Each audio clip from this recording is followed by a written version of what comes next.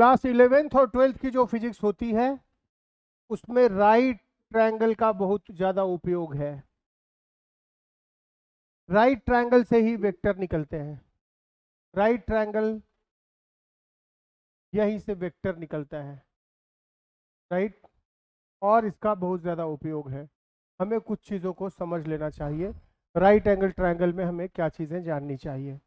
मैं मान रहा हूँ आप 10th पास हैं और थोड़ी बहुत आपको थोड़ी सी चीज़ें ट्रायंगल की आती होंगी, ठीक है। कोई राइट एंगल ट्रायंगल है,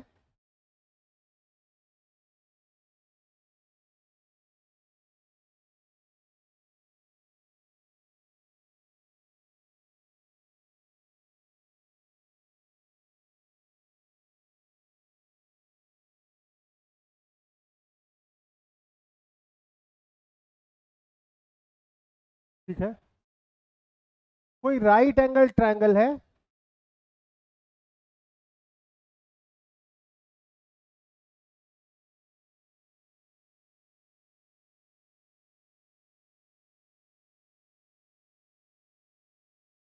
ये अगर एल है, इसको आप हाइपोटेनस बोलते हैं, हाइपोटेनस बोलते हैं, ठीक है।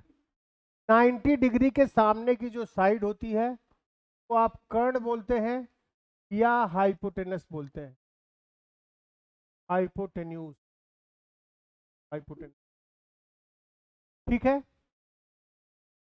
यदि आपको ये दूरी चाहिए, ये दूरी चाहिए और आपको ये दूरी चाहिए, तो क्या कहेंगे हम, कैसे निकालेंगे हम वो दूरी, ठीक है। ये जानना जरूरी है, वही मैं आपको सिखाऊंगा आज।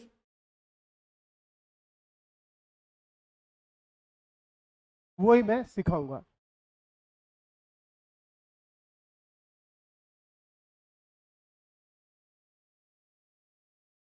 राइट।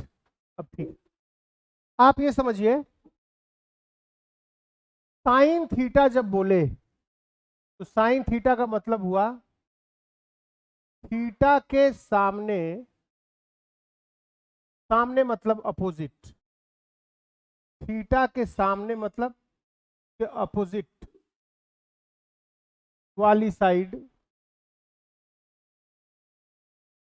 Divided by hypotenuse.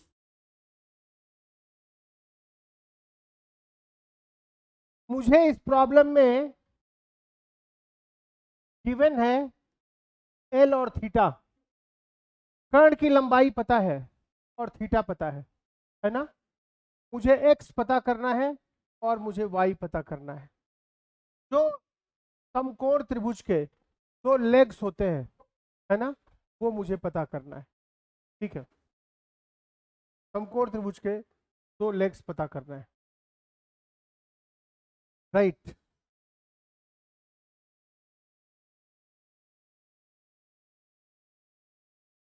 हाँ, ठीक है। चलिए, साइन थीटा का क्या मतलब हुआ, थीटा के सामने अपोजिट वाली साइड डिवाइडेड बाय हाइपोटेन्यूज। आप यहाँ पे बताइए, साइन थीटा लिखेंगे तो क्या लिखेंगे, साइन थीटा बराबर थीटा के सामने वाली साइड कौन, वाई, डिवाइडेड बाई हाइपोटेन्यूज, 90 के सामने वाला। तो यहाँ से वाई क्या आ गया, एल साइन थीटा आ गया।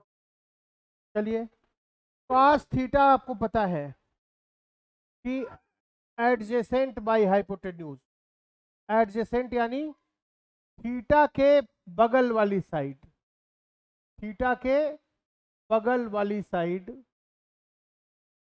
डिवाइडेड बाई हाइपोटेन्यूज, ठीक है, ऐसा हुआ। तो बताइए कॉस थीटा यहाँ क्या होगा,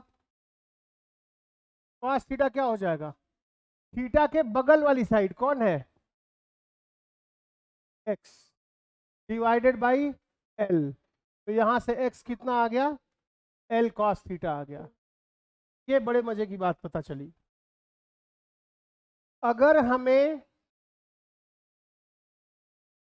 ये पता है थीटा और ये एल पता है और ये 90 डिग्री है, थीटा के सामने वाली लंबाई कैसे निकालेंगे, थीटा के सामने वाली लंबाई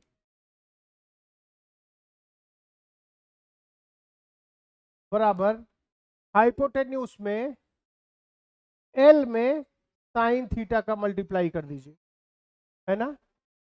और थीटा के बगल वाली लंबाई चाहिए आपको, थीटा के एडजेसेंट चाहिए, एडजेसेंट वाली लंबाई चाहिए। तब क्या करेंगे बोलिए, एल में कॉस थीटा से मल्टीप्लाई कर दीजिए, यही आंसर होगा। और ये चीजें धड़ल्ले से, जैसे आदमी बाजार में पैसा फूट कर कराता है कि 5 रुपया दिया और 2 रुपया ले लिया, ठीक है, या 100 रुपया दिया 30 रुपया काट के 70 रुपया मिल गया, तो उतनी आसानी से आपको समझ में आना चाहिए, तभी आगे काम बन पाएगा। हाँ, तभी सीख पाएंगे आप। ध्यान दीजिए, बैकग्राउंड में सेट कर रहा हूँ, सेट।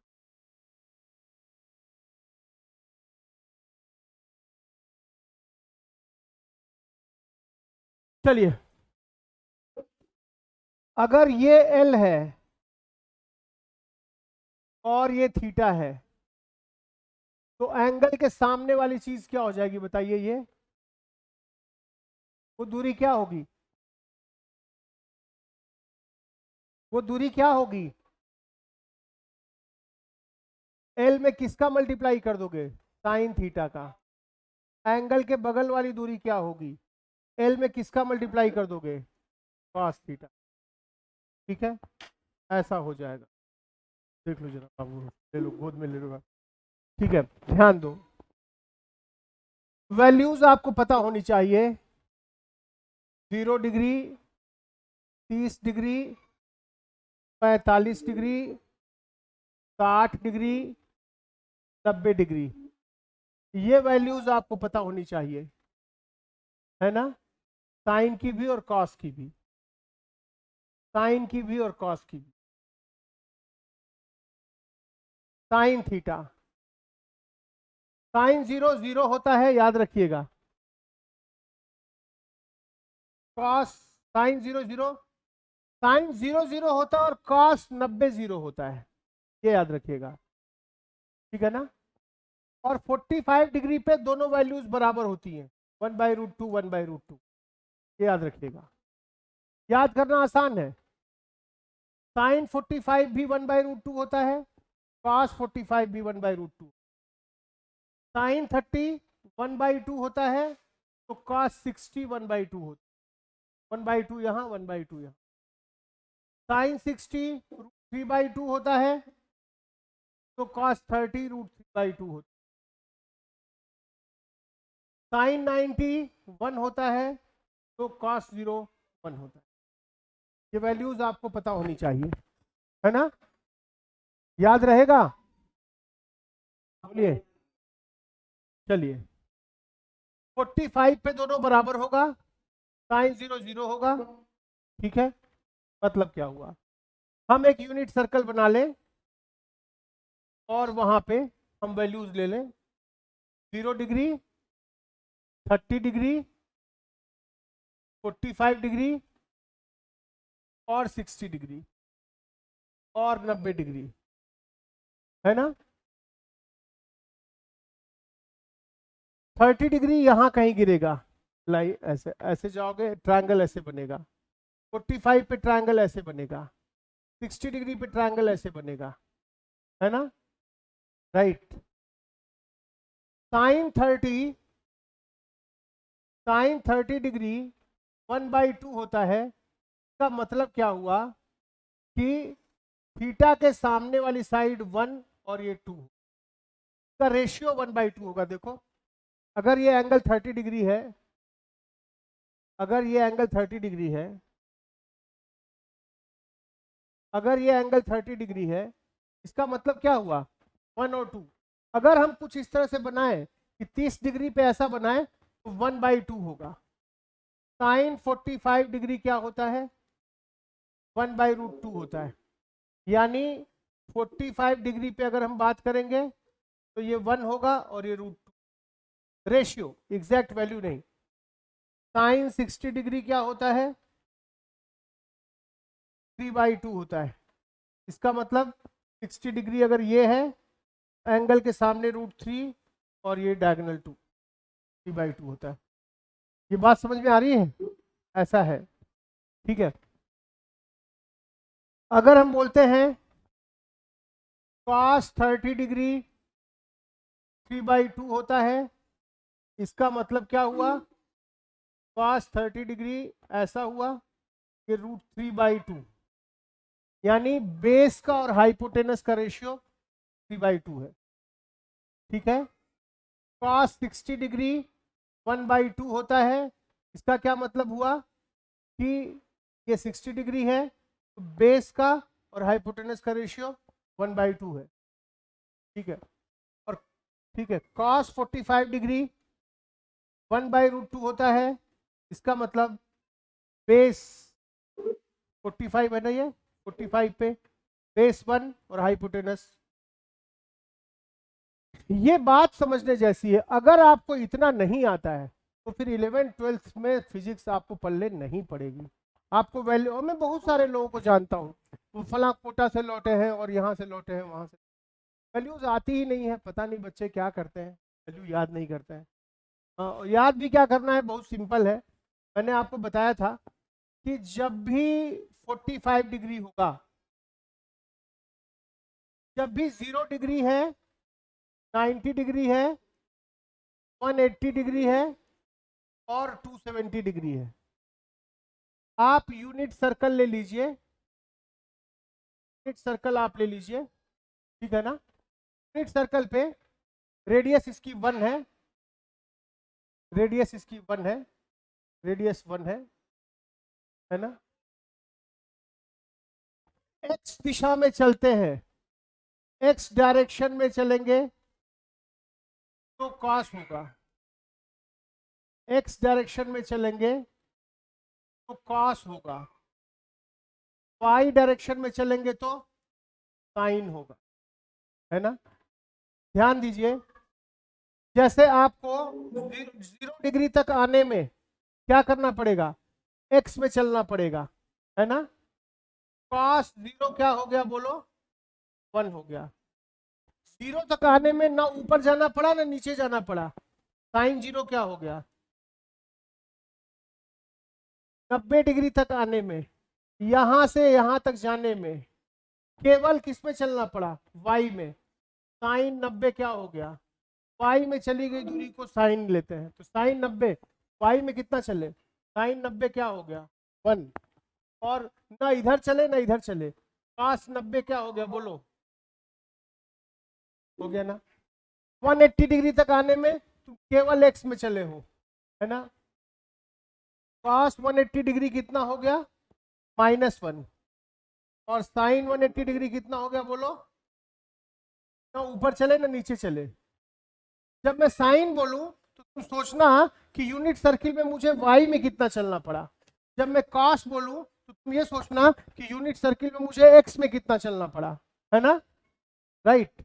जैसे मैं 270 बोलूं, साइन 270 बोलूं, इसका क्या मतलब हुआ, इसका मतलब हुआ कि मुझे y एक्सिस में कितना चलना पड़ा, 270 डिग्री तक पहुंचने में y में कितना चलना पड़ा, -1, है ना।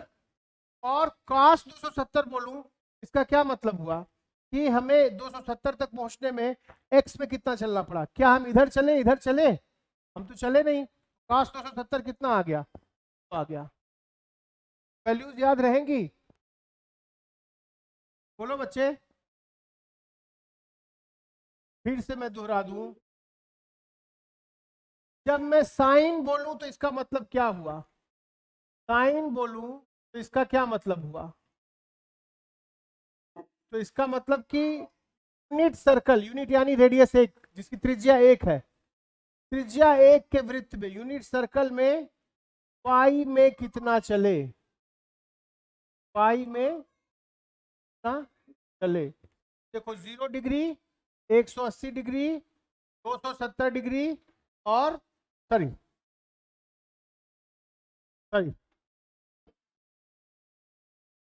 90 डिग्री, 180 डिग्री, 270 डिग्री, ठीक है ना। साइन 0 डिग्री क्या लिखोगे, साइन 90 डिग्री क्या लिखोगे, साइन 180 डिग्री क्या लिखोगे और साइन 270 डिग्री क्या लिखोगे। ध्यान देना, साइन का मतलब क्या हुआ कि यूनिट सर्कल में तुम वाई में कितना चले। तो साइन 0 चलने में सेंटर से 0 की तरफ चलने में वाई में चले कि एक्स में चले। एक्स में चले ना, एक्स में चले, वाई में तो चले नहीं। यहां से यहां तक आने में वाई में तो चले नहीं। साइन 0 क्या हो गया, यहां से यहां तक आने में यूनिट सर्किल में साइन 90 बोल रहा है। इसका मतलब क्या हो गया कि सेंटर से बिंदु तक आने में 90 डिग्री तक आने में किधर चल रहे हो तुम, वाई में चल रहे हो। कितना, +1। आ गया कि नहीं आ गया, बोलो। साइन 180 बोले, 180 डिग्री तक आने में सेंटर से यहां तक आने में क्या वाई में चल रहे हो क्या, वाई में चल रहे हो क्या, नहीं चल रहे हो ना वाई में, वाई में चल नहीं रहे हो। तो साइन 180 क्या हो गया, साइन 270 क्या हो गया। 270 तक आने में सेंटर से यहां तक आने में वाई में -1 चल रहे हो, क्या हो गया साइन 270 -1 हो गया, है कि नहीं, बोलो। ठीक है, पास कुछ बोले इसका मतलब क्या हुआ, यूनिट सर्कल में सेंटर से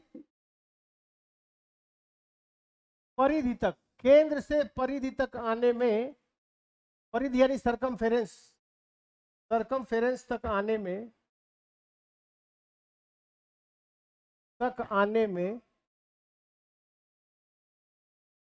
एक्स एक्सिस में कितना चले। पास का मतलब क्या हुआ कि तुम यूनिट सर्किल में सेंटर से परिधि तक यानी सरकमफेरेंस तक आने में कितना चले। ध्यान दो, ये तुम्हारा सेंटर है और ये परिधि है। 0 डिग्री, 90 डिग्री, 180 डिग्री, 270 डिग्री। ध्यान दो, मैं बोलता हूं cos 0 degree, cos 90 degree, cos 180 degree, cos 270 degree. ये बताओ, ये सब 1 1 1 है। तो cos 0 क्या होगा, सेंटर से परिधि तक आने में कितना चले, प्लस एक्स एक्सिस पे चले 1, क्या होगा +1 होगा ना। cos 90 कितना होगा, सेंटर से परिधि तक आने में क्या हुआ, एक्स में चले क्या, ना प्लस एक्स में चले ना माइनस एक्स में चले, ना प्लस एक्स में चले ना माइनस एक्स में चले, कहीं नहीं चले, केवल किस में चले, वाई में। तो एक्स में तो चले ही नहीं, तो ये क्या हो गया, तो cos 180 क्या होगा, सेंटर से परिधि तक आने में कितना चले, इतना चले, -1। cos 270 कितना होगा, सेंटर से परिधि तक आने में वाई में एक्स में चले क्या, नहीं, कितना हो गया। ये याद रहेगा, बोलो, याद रहेगा, ये तुम्हें याद होना चाहिए। 2 डिग्री, 90 डिग्री, 180 डिग्री और 70 degree. Sine 0, cos 0 degree. Sine 0 क्या होता है, 0 तक आने में तुम वाई में चले क्या, साइन 0 क्या हुआ 0, cos 0 क्या हुआ +1, cos 90 क्या हुआ और साइन 90 क्या हुआ। 90 तक आने में सेंटर से परिधि की तरफ आने में एक्स में चले ही नहीं, केवल क्या चले 0, cos वाई में चले तो कितना हो गया +1। 180 डिग्री को सोचो, साइन 180 डिग्री तुम यहां से यहां तक आने में वाई में चले ही नहीं तो 0 हो गया। cos 180 डिग्री क्या हुआ, क्या हुए एक्स में चले माइनस में -1। साइन 270 डिग्री क्या हो गया, बोलो, साइन वाई में चले 1, कितना हो गया -1। और cos 270 डिग्री 270 तक पहुंचने में सेंटर से यहां आने में ना एक्स में चले ना प्लस एक्स में ना माइनस एक्स में, क्या हो गया। क्या ये वैल्यूज तुम्हें याद रहेंगी, ठीक है, ये समझ लेना, याद कर लेना, ठीक है। आगे चलते हैं। 45 डिग्री पे 45 डिग्री जो होता है यहां से बनाता है सर्कल में 45, सॉरी ये 1 यूनिट है, ये 45 डिग्री है, ये 90 डिग्री है, और ये 45, तो ये भी 45, क्यों बोलो? समकोण त्रिभुज है और दोनों साइड्स क्या है, दोनों एंगल्स 45 और 90, 90 ये है तो ये दोनों मिलके 90 होगा, यानी ये भी 45 होगा। ठीक है, चलो इसका क्या मतलब हुआ? अगर ये x है और ये x है, तुम पाइथागोरस थ्योरम से जानते हो कि x साइड का बेस का स्क्वायर और परपेंडिकुलर का square, x square plus x square बराबर क्या आ जाएगा, 1 स्क्वायर। ठीक है, एक्स स्क्वायर बराबर 1, एक्स स्क्वायर बराबर 1/2, एक्स इज 1/√2। तो क्या हुआ हमारा कि 45 डिग्री में क्या होता है, 45 डिग्री का जब एंगल बनता है यहाँ पे, ये 45 डिग्री हो जाता है, तो सर्कल में रेडियस 1 होती है और ये दूरी 1/√2 हो जाती है, और ये दूरी भी 1/√2 है ना। तो बताओ cos थीटा x में कितना चले, 45 डिग्री है ना, cos 45 x में कितना चले बताओ, x में कितना चले 1/√2, और y में भी कितना चले, y में भी कितना चले 1/√2। ऐसा हुआ ना, बोलो ऐसा हो गया। ध्यान दो 1/2 बड़ा है कि √3/2 बड़ा है, कौन बड़ा है? 1/2 की वैल्यू 0.5 है, 3 की वैल्यू 1.732 होती है बाई 2, तो हो गया 0.866, ये बड़ा है। जब मैं बात करूं 1/2 और √3/2 में 2 बड़ा है और 1/2 का है, ये बात दिमाग में रहे। ठीक है, ध्यान दो जब तुम 30 डिग्री चलते हो, 30 डिग्री कहीं यहां होगा, और जब तुम 60 डिग्री चलते हो, ऐसा होगा। ध्यान दो, तो 30 डिग्री चलने में x में ज्यादा दूरी चल रहे हो कि y में ज्यादा दूरी चल रहे हो, x में ज्यादा चल रहे हो और y में कम चल रहे हो। 60 डिग्री में क्या हो रहा है बोलो, x में कम चल रहे हो और y में ज्यादा चल रहे हो, है ना, बोलो। कम वाले को हम क्या लिखते थे 1/2, और ज्यादा वाले को क्या लिखते थे 3/2। कम वाले को यहाँ क्या लिखते हैं 1/2, ज्यादा वाले को क्या लिखते हैं 2। जो x में चलते हैं वही cos होता है। cos 30 डिग्री पूछेगा क्या बोलोगे, तो x में चला हुआ है कितना 2, और sin 30 डिग्री पूछेगा क्या बोलोगे, तो y में चला है क्या 1/2। यहां देखो sin 60 पूछेगा क्या लिखोगे, तो y में चला है ज्यादा वाला 3/2। cos 60 पूछेगा क्या करोगे, तो कम चला है कितना 1/2। ऐसा होगा ना। तो ये वैल्यूज तुम याद कर लेना। ठीक है, आखिरी बात, ये वैल्यूज याद कराने के संदर्भ में भाई, ये है तुम्हारा 0 डिग्री, ये है 30 डिग्री, ये है 45 डिग्री, और ये है 60 डिग्री, और ये है 90 डिग्री। वैल्यूज तुम्हें याद रखने चाहिए। 0 डिग्री का साइन 0 क्या होता है 0, cos 0 क्या होता है 1, साइन 30 क्या होता है 1/2, cos 30 क्या होता है 2। ठीक है, साइन 45 क्या होता है 1/√2, और cos 45 भी क्या होता है 1/√2। ठीक है, और साइन 60 क्या होता है 2। और cos 60 क्या होता है 1/2। याद रहेगा? बोलो। तो ये वैल्यूज सबसे पहले तो हमारी सिरदर्द मेरे साथ ये है कि लोग वैल्यूज जानते नहीं हैं और फिजिक्स की नदी में कूद पड़ देते हैं और नैया डूब जाती है। यही नैया है जो तुम्हारी नैया बचाएगी तुम। ठीक है, ये फिर से बता दें। ये वीडियो क्लास के तुरंत बाद 5 मिनट में अपलोड कर दिया जाएगा। आप ये चीजें फिर से देख के नोट बना सकते हैं। शिक्षाक्रांतिलाइव.com। शिक्षा क्रांति लाइव। कल आपको शीट देंगे इस पर, इसके यूट्यूब चैनल पर आपको वीडियोस यही वाली मिल जाएंगी। आप फिर से नोट्स बना सकते हैं। मैं ये मान के चल रहा हूँ कि आपको कुछ भी नहीं आता है और मुझे सिखाना है, इसलिए मैं एक ही बात 10 बार कह रहा हूँ। और अब भी नहीं सीखिए तो कोई चारा नहीं है। ठीक है, ये वैल्यूज याद हो जाएंगी। आगे से पूछे तो वैल्यूज बताना है। ठीक है, चलिए अब आइए। अगर ये दूरी 50 है, ठीक है, ये दूरी 50 मीटर है और ये एंगल 60 डिग्री है, तो ये लेंथ निकाल लोगे? कैसे निकालोगे? एंगल के बगल वाली चीज कैसे निकालते हैं? हाइपोटेनस में कितने का मल्टीप्लाई करते हैं?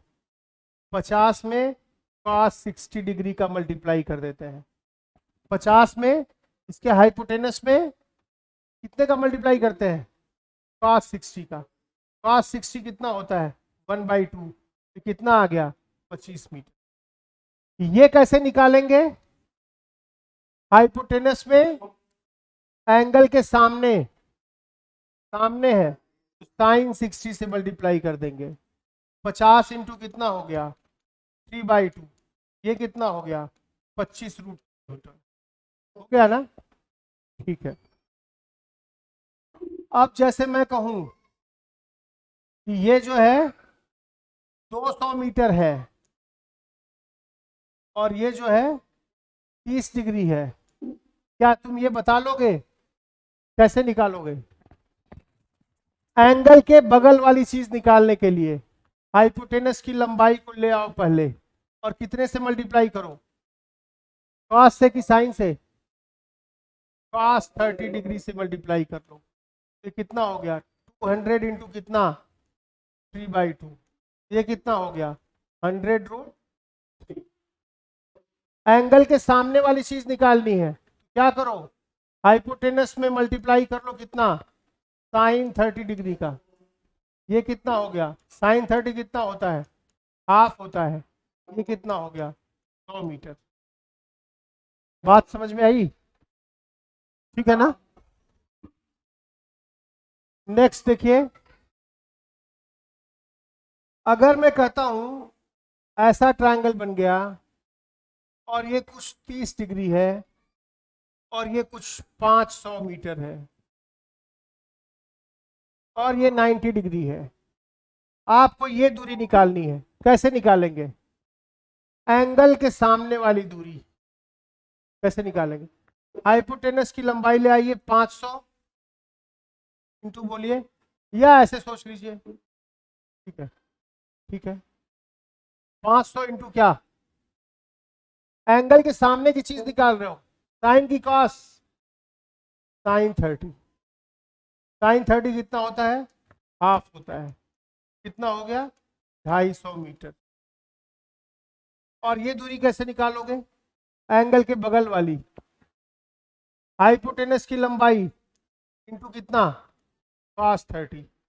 cos 30 कितना आ गया 3/2, यह आ गया 250√। हो जाएगा? ठीक है। अगर ये अल्फा है, अगर ये अल्फा है और ये एल है, ये कैसे निकालोगे? कैसे निकालोगे? एल में कितने का मल्टीप्लाई कर लोगे? cos अल्फा का। और ये कैसे निकालोगे? अल्फा के सामने वाली चीज एल में कितने का मल्टीप्लाई कर लोगे? बोलो। साइन अल्फा का हो जाएगा ना? हम्म। तो अगर ये अल्फा है और ये एल है और ये 90 डिग्री है, इधर लिखना पड़े तो ये दूरी कितनी लिखोगे? क्या लिखोगे? L cos alpha. और ये दूरी कितनी लिखोगे? बहुत अच्छे। अगर मैं कहता हूं ये एल है और ये 90 डिग्री है और ये बीटा है, ये दूरी कैसे निकालोगे? एंगल के बगल की दूरी है, एंगल के बगल में है। क्या करोगे? एल में कित एल में किसका मल्टीप्लाई करोगे? कॉस बीटा का। और ये दूरी निकालनी है तो कैसे करोगे? एल में एंगल के सामने एल साइन बीटा का। मान लो ये हो गया, क्या?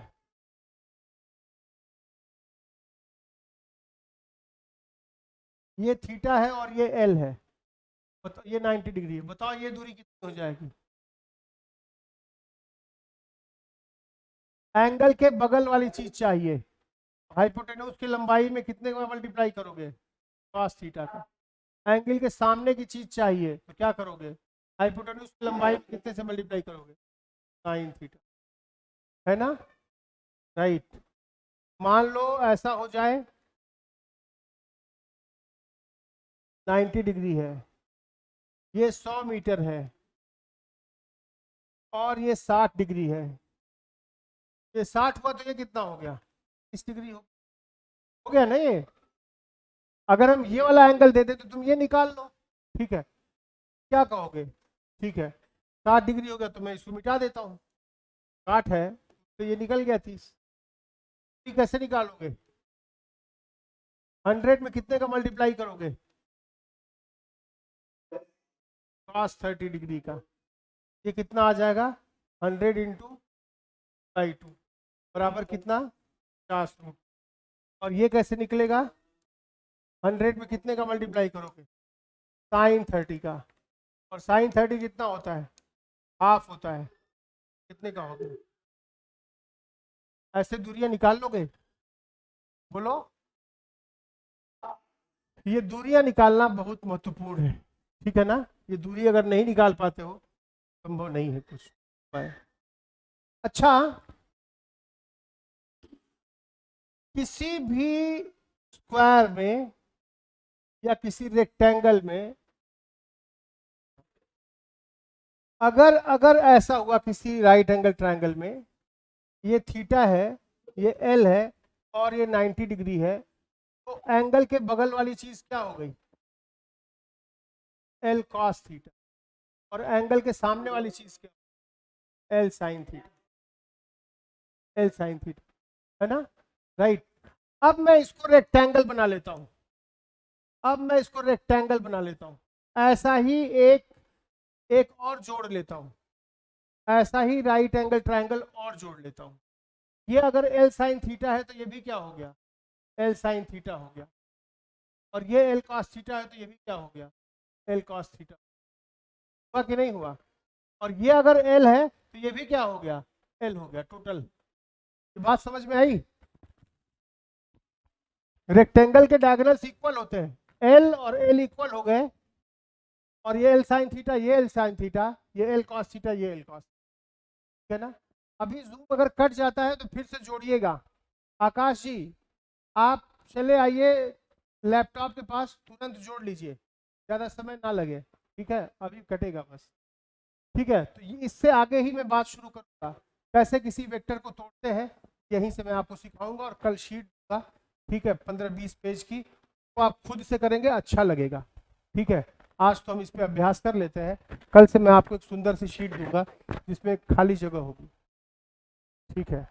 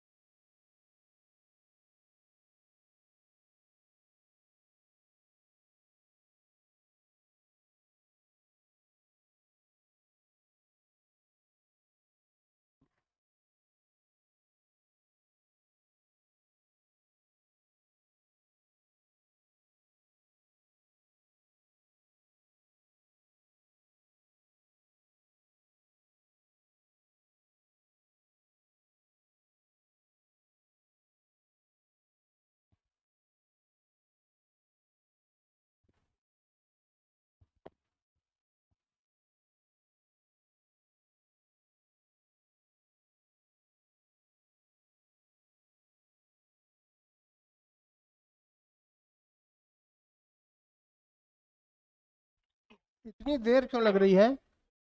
इतनी देर क्यों लग रही है? क्लास है मेरा तो ऑफ ओवर स्लो चला गया। मतलब आज थोड़ा सा 11 9 और 10 वाले का थोड़ा लेट हो गया था ना, इस वजह से।